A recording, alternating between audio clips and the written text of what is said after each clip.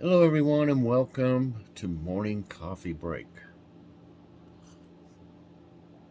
Oh, it's cold. Today's Wednesday, November 16th. Not the coffee's cold, it's cold in here. The coffee's hot. Currently, it's 40 degrees. I think the low was 33. High today's only 47, though, so it's not going to warm up much. Uh, Chance of rain 45%. I think I've had enough rain for now. That's okay. I can stop. Humidity, oh yeah, winds 5 mile per hour, and air quality is the lowest I've ever seen it, 32. I don't know if it's the rain over the last several days, maybe uh, cleared up the air quality, but that's the lowest I have ever seen it since I've been doing this. Um, Today there'll be a grocery outlet haul. Yes, we went there a few days ago and got some stuff. Um, Always amazing finds and crazy cheap prices down there. So check that out today. Uh, what's for dinner last night? We had fish, fries, and slaw last night. And it was really good. Man, I tell you what, I don't see how the fish can get any smaller, though. If they make these fillets any smaller, they're going to have to call them fish sticks. Because they're just crazy. You can see, compared to a fork, you know about how big a fork is right there. But see how small? It's like half the size, almost half the size of the fork. It's crazy, really is. They used to be way bigger than that. What are you going to do? Every time you turn around, something smaller. There's the slaw. I put some golden raisins in it. The fries with my Jeff's seasoning on the fries. But yeah, I mean, and another thing, you might not want to buy, it's up to you, of course. You might not want to buy these toaster strudels anymore. Oh my gosh, we got those strawberry and cream or whatever they were, and I was shocked how small. They're about the size of a baseball card now, or like a playing card or something like that.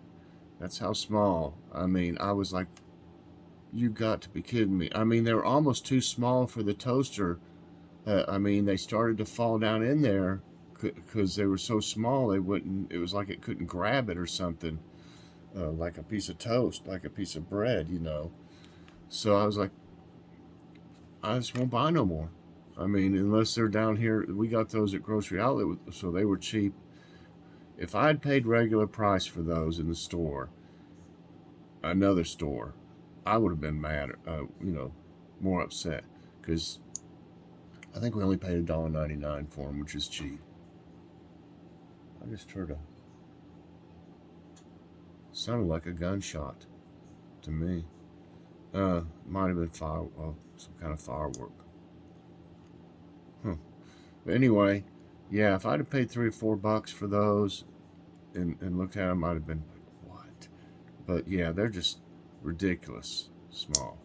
Every time you turn around, if there's something that you hadn't bought or eaten in a long time and you get it and then you look at it and you're like, what happened? I remember last time we tried this, it might have been 6 months ago, but I remember last time they were twice as big as this. Come on. I just, sorry to rant a little bit, but it gets to me after a while that everything you open up that you haven't had in a long time, or something new or whatever, something new you wouldn't know how small it was before, I don't guess, but, because it's new, so it wouldn't have been, bigger before, but I'm sure that when they make new things now, they try to make them as small as possible.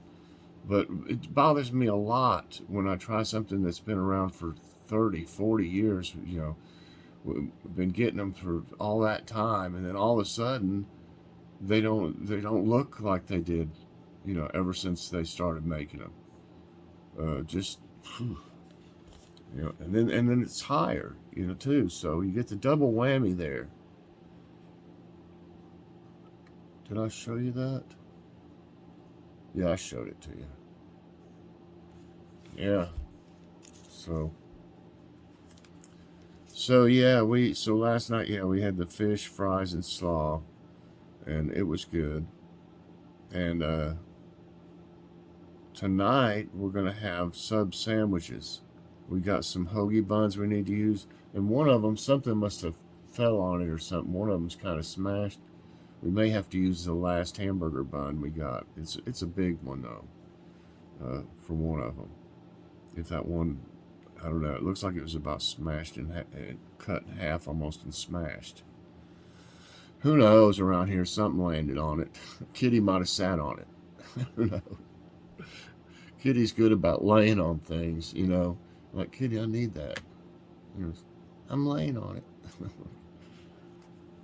Okay. Oh, I got a garbage can beside the coffee table in there, and she likes messing with it. She'll chew on the bag that's in it or pull it over.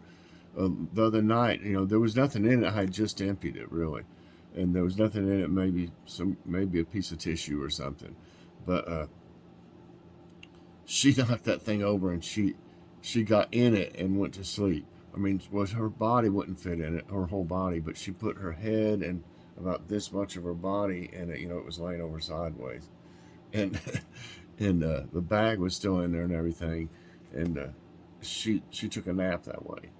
I was like, what? I was like, how can that be comfortable, Kitty? What are you doing? She's a mess. And she's got a routine when it's cold. She likes laying with me on the couch when it's cold, in between my legs.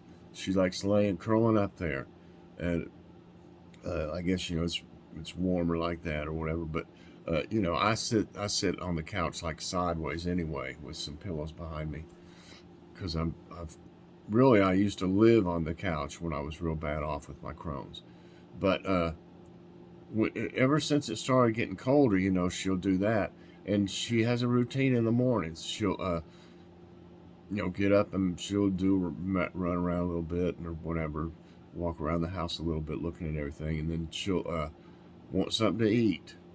And then after she eats, I'll be on the couch starting to get everything ready for, morning coffee break, and looking at over my stats and stuff like that from the previous day. And she'll get up there, and go to sleep between her legs. And then I'll say, after I get everything ready for this, I'll say, Kitty, I gotta get up now. And, she's curled up at first, but then she'll like move and lay on her belly facing the wall. And when I get up, and then so that way I couldn't get up easy with her, right up against me. But she knows, it's like she knows. I'll say, Kitty, I'll just like touch her, and then she'll move up some, and then I'll get up, and she'll stay there.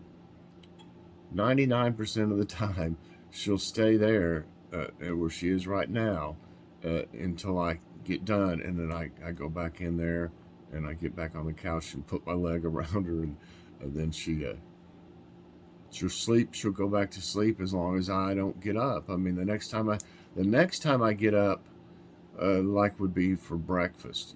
Have to sit up, and she knows it's breakfast, because if she sees Joy bring something in, she'll jump up and go across the room, and she usually will lay down by the heater lots of times. But she knows okay, it's breakfast time, it's time for me to get up. But she's been doing that. Like yesterday, she slept back and forth, whenever she'd wake up, get something to eat, and then go back to sleep. She stayed with me pretty much most of the day. As long as I was there, she would be there. So that's where she is. She's waiting on me. She doesn't usually come up here that much in the mornings. She's usually back asleep by now. Okay, so yeah, we're having the sub sandwiches, and some kind of chips. Probably those healthy ones that we did on Logan's Awesome Snack Reviews. Check Logan's Awesome Snack Reviews out. It was a great show. We tried the Mountain Dew Fruit Quake. We tried that, and we tried some healthy snacks, and I think two things that were sweet, but they weren't bad. I mean, one especially was really low sugar, but was good in my opinion. And then they had another one uh, that was, more like a regular sweet, but it was a really good show. So check it out. Uh, let's see. I guess it's time for today's tidbits. My glasses. Yeah, it's been dreary and rainy for days now. I mean, kind of tired of it. I need to do some things. Lizards in Texas get cold stunned due to chilly mornings. Chilly air is blowing across North Texas. Morning wind chills are in the 30s with a brisk north wind of 10 to 20 miles per hour. Lizards in Texas are stunned by these cold and chilly mornings. One such lizard stunned by the freezing cold Tuesday morning was spotted in Bedford City, Texas. Lizards do not die but lose the ability to move when cold stunned. They won't move. They can't move. That's crazy. Why do more jellyfish appear on the shore during a storm? During storms, many jellyfish are seen floating near the coast or washing up on beaches. The reason is that, unlike fish and other marine life, jellyfish lack well-developed muscles and brains. What is that?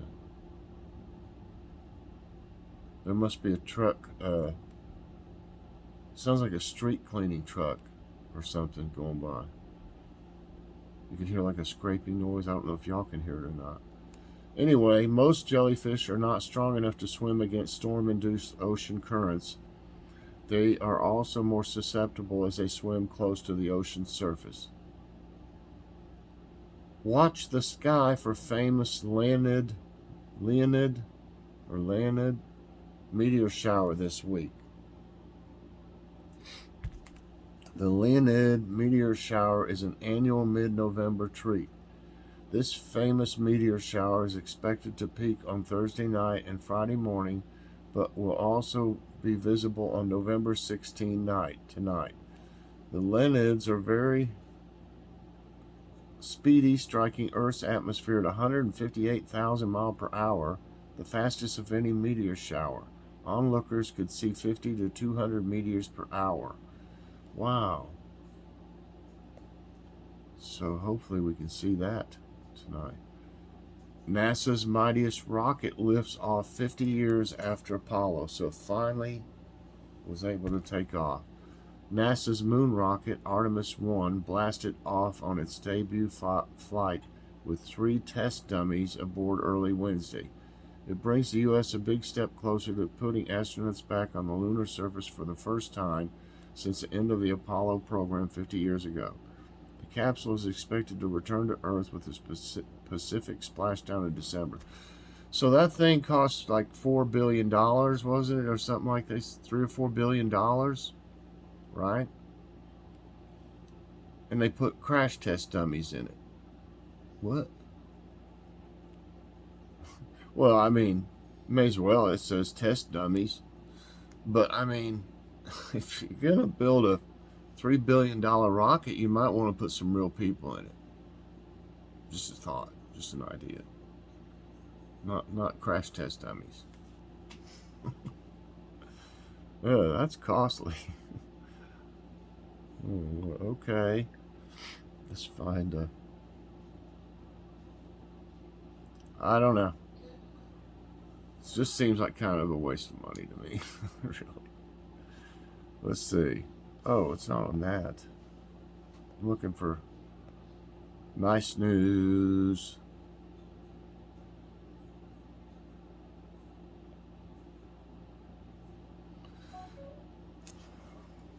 Okay.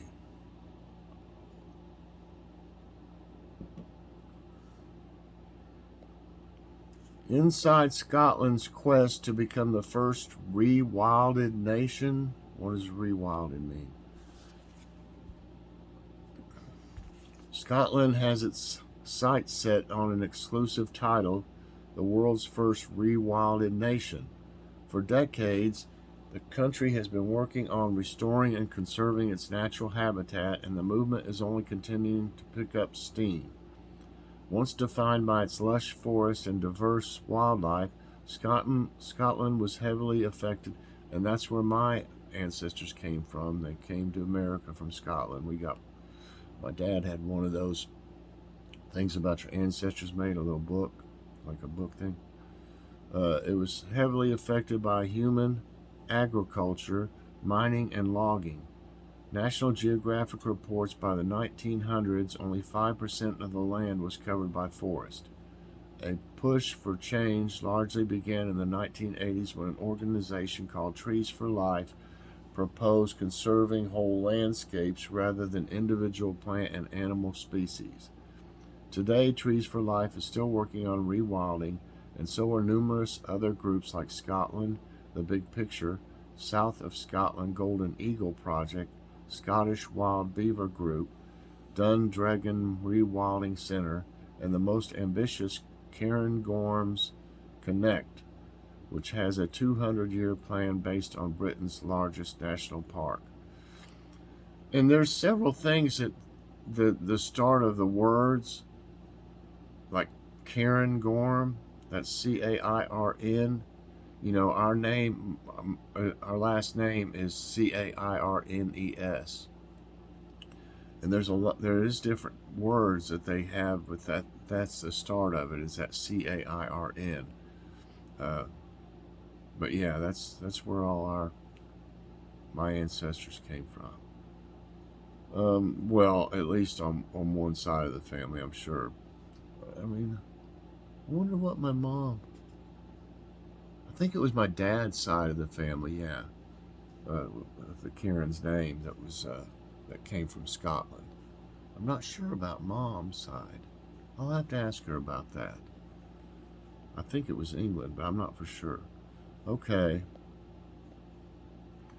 Macaulay siblings, the world's first surviving septuplets, are turning 25. How many is that? 1, 2, 3, 4, 5, 6. Is that 7 then? Whoa, look at that. Can you imagine trying to push that thing around even? My goodness, that's crazy. Oh my. On November 19, 1997, Kenny and Bobby McCaughey of Carlisle, Iowa made history welcoming the world's first set of surviving septuplets. Now the famous siblings, Brandon, Kenny, let's see, 1, 2, 3, yeah, it's 7. Kenny, Natalie, Kelsey, Joel, Alexis, and Nathan will soon turn 25, and the world is checking on how things have changed since that fateful day. For one, the home they grew up in alongside older sister Michaela, which was donated to the family after the historic birth, has since been sold to a good cause. It's now owned and operated by a local nonprofit that houses and supports young mothers. As our kids are leaving for the nest, it seems to be the right time to start a new chapter, Bobby told Des Moines Register in 2018. We have been blessed to receive such a wonderful gift, and nothing would please us more than the idea of our home being used as a place of refuge to others in need.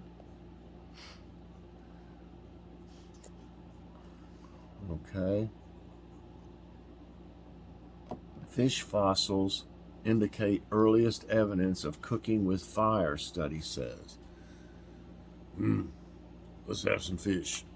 That's what we had last night. We didn't use a fire, though. Okay, though it may be hard to imagine a time without stoves, archaeologists know the concept of cooking food with heat hasn't been around forever. They just haven't been able to exactly pinpoint when it started. A new study sheds light on the topic, proposing that ancient fish fossils found near the banks of the Jordan River contain the earliest evidence of cooking with fire. A recent study led by Tel Aviv's University Irit Zohar said the carp fossils indicate that human ancestors could have been cooking 780,000 years ago, much earlier than the previously suggested 170,000 years. There were a few key factors that pointed to the fish being cooked, including burnt flints being found in the same area and evidence that some of the more delicate bones had disintegrated in the heat. The teeth held more decisive proof. Zohar told APF X-ray technology showed that they were exposed to temperatures between 400 and 930 degrees Fahrenheit, enough to cook the carp. It was like facing a puzzle with more and more information until we could make a story about human evolution, Zohar said of the discovery. Good grilled fish, honey. Oh, okay. I just hear it now. See about, okay, here's our quote of the day. Everything, okay, it's by Nicola Yoon. Everything's a risk. Not doing anything is a risk. It's up to you. All right, everybody, I hope you enjoyed Morning Coffee Break. If you did, I hope you'll press that like button. Also subscribe if you haven't already, and share this out, and hit that so you get all my videos as soon as they come out. Watch my grocery outlet haul later today. Always crazy cheap prices. All right, everybody, thanks so much. I hope you have a great day, and God